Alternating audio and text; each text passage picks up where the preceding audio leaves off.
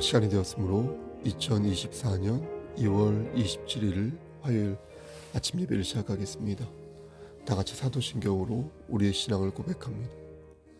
전능하사 천지를 만드신 하나님 아버지를 내가 믿사오며 그 외아들 우리 주 예수 그리스도를 믿사오니 이는 성령으로 잉태하사 동정녀 마리아에게 나시고 본디오 빌라도에게 고난을 받으사 십자가에 못 박혀 죽으시고 장사한 지 사흘 만에 죽은 자 가운데에서 다시 살아나시며 하늘에 오르사 전능하신 하나님 우편에 앉아 계시다가 저리로서 산 자와 죽은 자를 심판하러 오시니이다. 성령을 믿사오며 거룩한 공예와 성도가 서로 교통하는 것과 죄를 사해 주시는 것과 몸이 다시 사는 것과 영원히 사는 것을 믿사옵나이다. 아멘. 거룩하시고 자비로우신 하나님 아버지, 하나님의 크신 사랑을 진심으로 감사드립니다. 오늘도 우리에게 새로운 하루를 허락하셔서 예배로 하루를 열 수 있도록 혹은 예배 드릴 수 있도록 허락하여 주시는 은혜 감사합니다.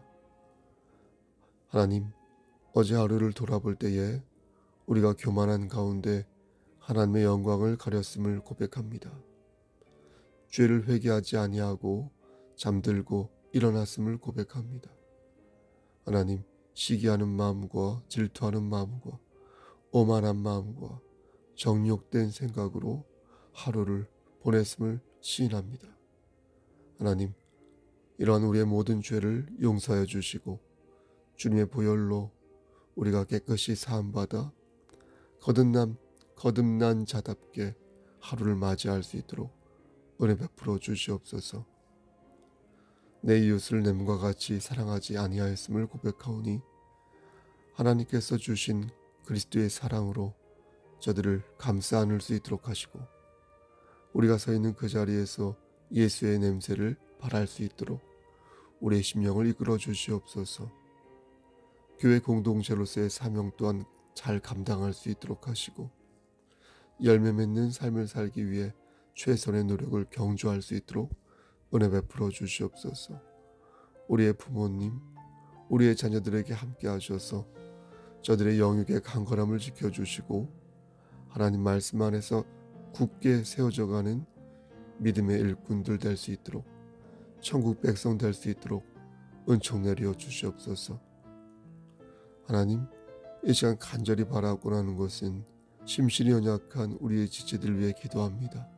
저들의 질병을 치료하여 주시고 저들의 상한 몸과 마음을 어루만져 주시사 하나님 말씀 안에서 때를 따라 역사하여 주시사 다시 독수리의 날갯짓을 할 수 있도록 하시고 그리스도의 평강 안에 거할 수 있도록 하나님 은혜를 더하여 주시옵소서. 모든 말씀 예수 그리스도의 이름 받들어 감사하며 기도드렸사옵나이다. 아멘. 하나님 말씀 이사야 7장 1절에서 9절 말씀입니다. 이사야 7장 1절에서 9절 말씀입니다. 구약성경 제성경으로 975쪽입니다.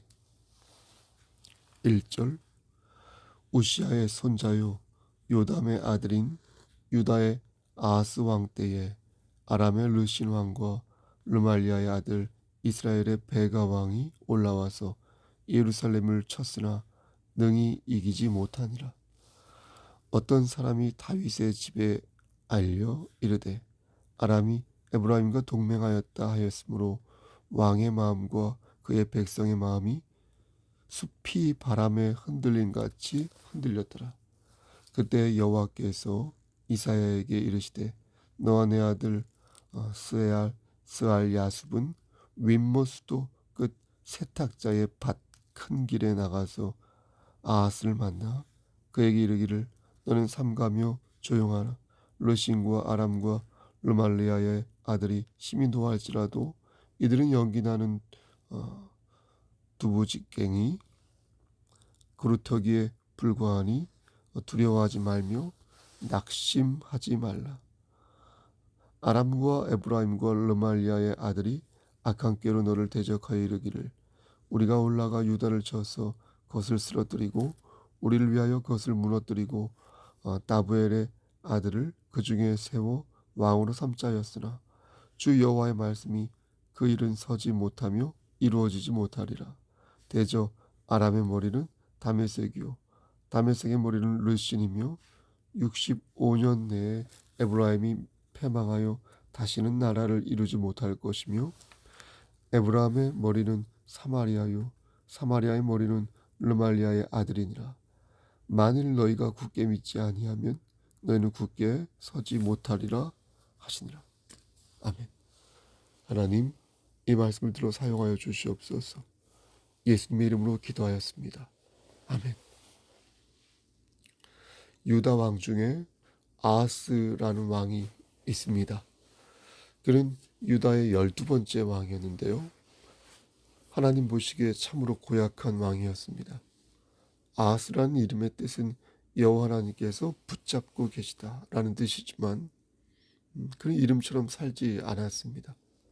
아하스는 예수님이 오시기 700년 전에 국가를 통치하던 자였습니다. 20살에 왕위를 물려받아 16년간 국가를 통치하는데 우리가 잘 아는 히스기야 왕 여러분 아시죠? 그 히스기야 왕이 바로 이 아하스의 아들이었습니다. 그러니까 하나님을 대하는 모습이 부자간에 너무나 달랐던 것입니다. 어쨌든 아하스는 재위 기간에 하나님을 의지하지 않고 외세를 의지하였습니다. 하나님을 믿는다는 사람이 말입니다. 하나님을 의지하지 않고 외세에 의존하였다는 것은요. 크게 두 가지 의미가 있겠습니다. 하나는 하나님보다 더 센 존재를 찾아 앞에 나섰다는 것입니다. 하나님이 세다고 생각을 하지만 언제든 필요에 의해서 하나님보다 더 능력이 있는 존재가 나타났다고 한다면 그것에 맹종하는 것입니다. 그러니까 하나님만 섬기는 게 아니라 하나님도 섬기고 필요에 따라 우상도 섬긴다는 것입니다. 교회도 가고 점집도 다니고 가끔 절에도 가고 그런다는 것입니다. 자신에게 이득이 될 것 같으면 언제든 하나님을 등질 수 있는 박쥐 같은 사람. 그런 사람이 아하스였습니다. 두 번째 의미는 하나님이 그냥 싫어지는 거예요. 그냥. 하나님이 전능하시다는 것을 알고 있지만 그런 하나님을 의지하는 게 그냥 싫은 겁니다. 그냥 하나님을 외면하고 싶고 그냥 오기를 부리고 싶으며 그냥 하나님을 멀리하고 싶은 것입니다. 하나님이 계시고 하나님의 능력을 모르는 게 아니지만 그냥 멀리하고 싶다고 하니까 할 말이 없는 것이죠. 요나처럼 고개를 돌려서 그럼 마음대로 사세요. 이제 더 이상 정신 차리라고 말하지 않겠어요. 라고 말하고 싶은데 하나님은 자비로우사 때를 허락하셔서 그런 이들에게 기회를 주신다는 것입니다. 그러므로 여호와 하나님은 자비로우시면서 사랑이 많으신 것입니다. 아하스는 하나님보다 외세를 의지하였으니 양다리가 주특기였던 것이죠. 어느 순간 이방인들의 가증한 풍습에 완전히 절어서 자기 아들을 어떻게 합니까? 산채로 불살라서 우상 몰록에게 바칩니다. 그러니까 그 가증함이 하늘을 찌르면서 하나님과 맞서 싸우는 형세를 띈 것입니다. 이사야서 2장 8절 말씀을 보면 아하스 왕은요 직접 우상을 만들기까지 합니다. 그리고 열왕기하 16장 말씀을 보면 우상에게 제사를 드리는데 또 역대하 28장 22절 이하의 말씀을 보면 특히 아람의 신들에게 도움을 구합니다. 아람의 신들에게. 거기에 그치지 않습니다. 아하스는 성전 기구를 파괴하고요. 성전문을 닫아버리고요. 유다의 성읍마다 산당을 세우고요. 푸른 나무 아래서 분향을 합니다. 별짓 다 하지 않습니까? 이런 남봉꾼 아하스를 하나님께서 단번에 치실 수 있었지만 하나님께서는 그리 아니하시고 이사야 선지자를 보내셔서 그가 다시 살아날 방도를 일러주시는데 그게 바로 오늘 본문이 되겠습니다. 9절 말씀 하반부를 보시면 하나님께서는 아하스에게 이렇게 말씀하십니다. 만일 너희가 굳게 믿지 아니하면 너희는 굳게 서지 못하리라. 그럼 무엇을 굳게 믿으라고 말씀하신 것일까요? 그것을 말씀드리기 전에 당시 유다의 상황이 어떠하였는지를 말씀드리는 게 오늘 이 메시지를 전하는 데 있어서 효과적일 것 같습니다. 당시 유다 위에는 북이스라엘이 있었습니다. 마치 우리나라가 남한과 북한 이렇게 나누어져 있는 것처럼 말이죠. 유다 위에 이스라엘이 있고 또 그 위에 아람이란 나라가 있었습니다. 마치 북한 위에 중국이 있는 것처럼 말이죠. 그런데 북이스라엘이 아람과 동맹을 맺었어요. 유다를 공격한 것입니다. 이를테면 북한이 중국과 동맹하여서 남한을 공격한 그런 형세와 같습니다. 공격하는. 그러자 아하스가 벌벌 떨기 시작하는데 성경은 그것을 어떻게 표현하고 있냐면 2절 말씀에 아람이 에브라임과 동맹하였다 했으므로 왕의 마음과 그의 백성의 마음이 숲이 바람에 흔들림 같이 흔들렸다. 이렇게 표현합니다. 여기서 에브라임이란 북이스라엘을 말하는 것입니다. 북이스라엘이 총 10지파로 이루어져 있었는데 그중에 제일 큰 지파가 에브라임 지파였거든요. 그래서 에브라임 이렇게 하면은 그것은 북이스라엘을 가리키는 것입니다. 서울 하면 대한민국이고 평양 하면 북한인 것처럼요. 그런데 그런 에브라임과 아람이 동맹하여서 유다를 남쪽 유다를 치고자 하니까 아하스는 어때요? 숲이 바람에 흔들리는 것처럼 벌벌 떨었다는 것입니다. 앞에서 말씀드린 것처럼 유다 위에는 북이스라엘이 있고 또 그 위에 아람이란 나라가 있었는데 옆에는 모압과 에돔과 블레셋이란 나라가 있었습니다.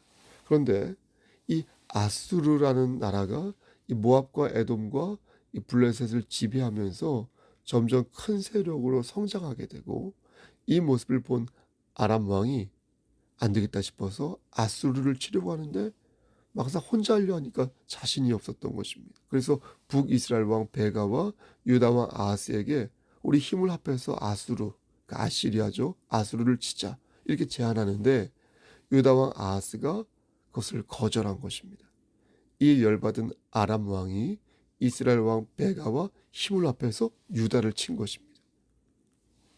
오늘 본문 1절 말씀을 보면 그 침공에서 유다는 가까스로 버티긴 했으나 많은 유다 백성들이 포로로 잡혀갑니다.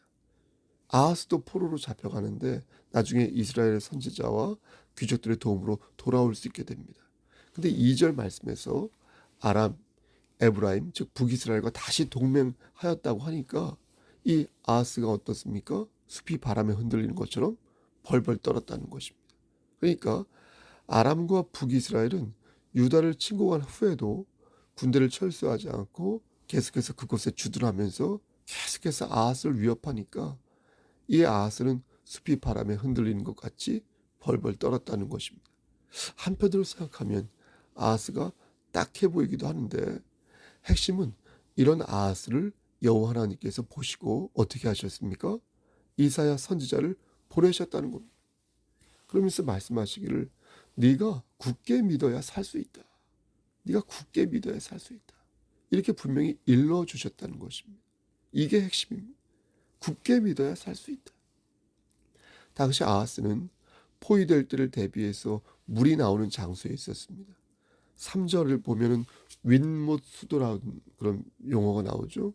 그 땅을 파가지고 물을 나오게 하는 곳을 말합니다. 그리고 세탁자의 밭이라는 용어도 나오는데 그건 세탁하는 사람들이 모여있는 장소를 말합니다. 그러니까 아하스는 수로 시설을 점검하기 위해 이곳에 나와 있었던 것입니다. 그런데 하나님께서 이사야 선지자에게 그의 아들 스알 야숲을 데리고 가게 하셨습니다.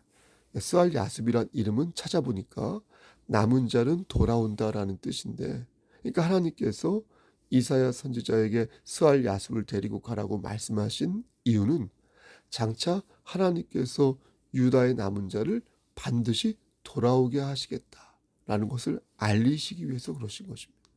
이와 같이 하나님께서는 두려움에 떨고 있는 아하스와 유다 백성들을 위로하시기 위해 저들에게 분명한 하나님의 메시지를 전하셨다는 것입니다. 당시 북이스라엘 왕이 베가였는데 그는 군대장관 출신이었습니다. 베가는 선왕을 죽이고 왕위를 찬탈한 무도한 사람이었습니다. 하나님께서는 아람 왕 르신과 북이스라엘 왕 배가 있죠. 이 두 사람이 동맹한 것을 보고 그들을 부지깽이 그루터기와 같다, 이렇게 말씀을 하셨습니다. 부지깽이, 그렇죠? 두 부지깽이니까, 그러니까 베가와 아스, 그러니까 다시요. 베가와 아람왕 르신, 두 사람이니까 두 부지깽이, 이렇게 표현한 것입니다. 두 부지깽이 그루터기와 같다. 그러니까 이 표현은 그들은 곧 부지깽이 그루터기처럼 사라질 존재라는 것입니다. 6절 말씀을 보면 이들이 꾸민 음모가 어떤 것인지를 이사야 선지자에게 말씀하시는데, 저들이 유다를 침공하여 멸한 후에 다부엘의 아들을 왕으로 세워 아하스를 버린다는 것이었습니다.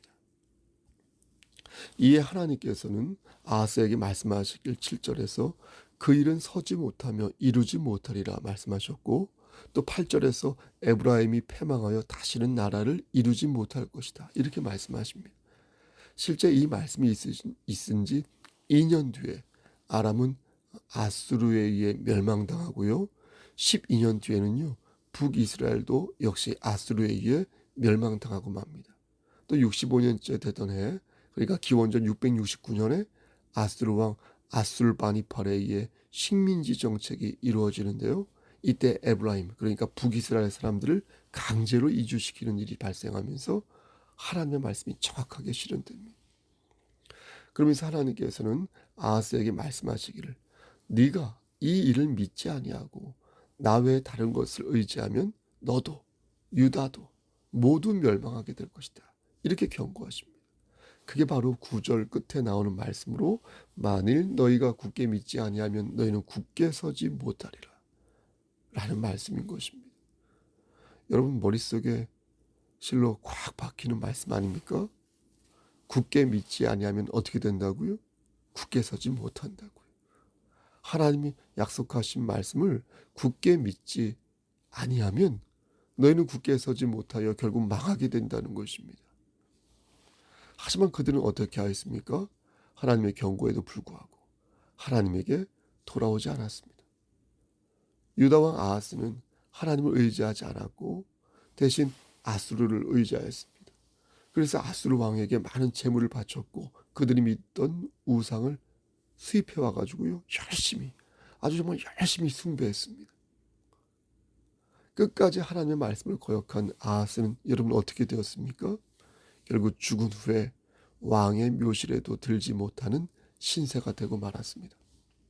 하나님께서는 계속해서 용기를 주시고 긍휼을 베푸셨지만 그는 끝까지 하나님을 외면하고 무모한 행각을 벌이다가 비참한 말로를 맞이한 것입니다.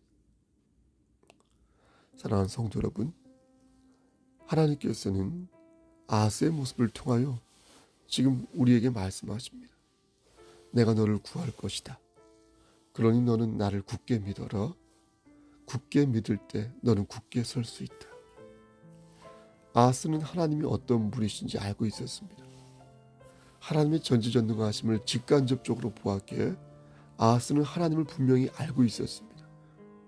이사야 선지자를 통해 하나님이 어떤 분이신지 귀가 따갑게 들었을 것이고요. 하나님의 말씀대로 이루어지는 것을 보면서 이 계시가 하나님의 음성이구나 라는 것을 그는 알고 있었습니다. 그럼에도 불구하고 그는 끝까지 하나님에게로 돌아오지 않았습니다. 여러분 왜 그런 것일까요? 어떻게 그럴 수 있는 것일까요? 그 이유는 우리 자신에게 물어야 할 것입니다. 머리로는 알고 있지만 행동으로 옮기지 못하는 우리의 믿음 없음을 우리가 보았기에 왜 굳게 서지 못하는 것이냐고 우리 자신에게 물어야 할 것입니다. 고통에 처할 때만 사시나무 떨듯 떨지 마시고 여러분 늘 하나님을 붙잡으시기를 소원합니다. 고통에 처할 때만 하나님을 붙잡게 되면 극한 데까지 나아가 숨이 넘어가기 직전까지도 자신의 목에 칼이 놓여 있음을 모르게 됩니다. 고통에 처할 때만 하나님을 붙잡게 되면 자신의 목이 반토막이 날 때까지도 죽음의 이르렀다는 사실을 몰라서 결국 죽게 되어서야 자신이 지옥에 왔음을 알게 됩니다. 하나님께서는 우리가 당신님을 붙잡기를 원하십니다. 어찌됐든 넘어지고 쓰러지는 과정에서 우리가 연단되기를, 우리가 단련되기를, 그래서 조금 더 성숙한 믿음을 갖기를 하나님께서는 원하십니다. 사랑하는 성도 여러분, 한 번 더 강조합니다. 하나님을 굳게 믿지 아니하면 굳게 설 수 없습니다. 하나님의 언약을 굳게 믿지 아니하면 우리는 굳게 설 수 없습니다. 그러니 오늘도 말씀으로 역사하신 하나님의 음성을 들으시고 그 음성을 마음에 새기시고 굳게 믿으시고 그래서 굳게 서시기를 우리를 죄에서 구속하여 주신 주 예수 그리스도를 받들어 간절히 축원합니다. 아멘. 이제는 우리를 죄에서 구속하여 주신 우리 구주 예수 그리스도의 은혜와 아버지 하나님의 만극하신 그 사랑하심과 성령 하나님의 교통하시고 인도하시는 모든 역사하심이 하나님 말씀 안에서 하나님을 굳게 믿어 굳게 서기를 원하는 여기 모인 성도와 그들의 가정과 이 재단과 이 나라 위에 하나님의 사랑하심이 세세토록 함께 계실지어다. 아멘. 예배를 마쳤습니다. 여러분 환절기 건강 유의하시고요. 오늘도 말씀 안에서 승리하시기를 소원합니다. 신방을 원하시거나 궁금하신 것, 필요하신 것이 있으면 언제든 연락을 주시길 바랍니다. 여러분 오늘도 말씀 안에서 승리하십시오. 샬롬.